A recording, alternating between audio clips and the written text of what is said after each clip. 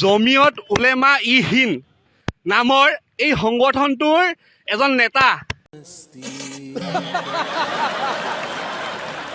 কি মাদানী নে ফাদানী তেখেতে ক'ত সাহস পালে অসমৰ মুখ্যমন্ত্ৰীক গ্ৰেপ্তাৰ कितने तेजस्वी लोग हैं हमारे पास, कितने शानदार विचार रखते हैं। কৰাৰ দাবী জনাবলৈ তেখেতে ক'ত সাহস পালে অসমৰ মাননীয় মুখ্যমন্ত্ৰীক অবৈধ বেদখলসকল উচ্ছেদ কৰাৰ বাবে অপহৰণ কৰাৰ দাবী তুলিবলৈ তেখেতে ক'ত সাহস পালে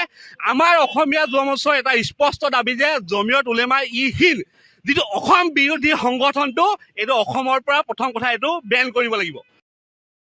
लेकिन एक सेकंड উলেমা হিন্দৰ এইটো মাদানী নে ফাদানীয়ে আমাৰ মাননীয় মুখ্যমন্ত্ৰীক গ্ৰেপ্তাৰৰ দাবী জনাইছে আমাৰ মাননীয় মুখ্যমন্ত্ৰীক তেওঁ অপহৰণ কৰাৰ দাবী জনাইছে তাক আমি তীব্ৰ গৰিহণা জনাইছো তেওঁ কিয় দাবী নজনাই এই যিটো মৌলবাদী সংগঠন যিটো পাকিস্তানী আৰু বাংলাদেশী সমৰ্থন কৰা সংগঠন জমিয়ত উলেমা ই হিন্দক অসমৰ পৰা বন্ধ কৰক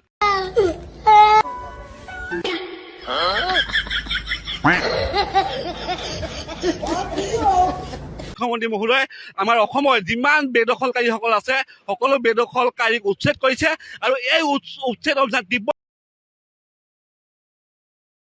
কৰিবলৈ আমি জনাইছো বিশেষকৈ অসমীয়া জনতাৰ স্পষ্ট কথা অসমৰ এতিয়াও যিবোৰ সত্ৰত আপোনাৰ অবৈধ মিয়াসকলে বেদখল কৰি আছে সকলো অতি শীঘ্ৰে উচ্ছেদ কৰিবলৈ আমি দাবী জনাইছো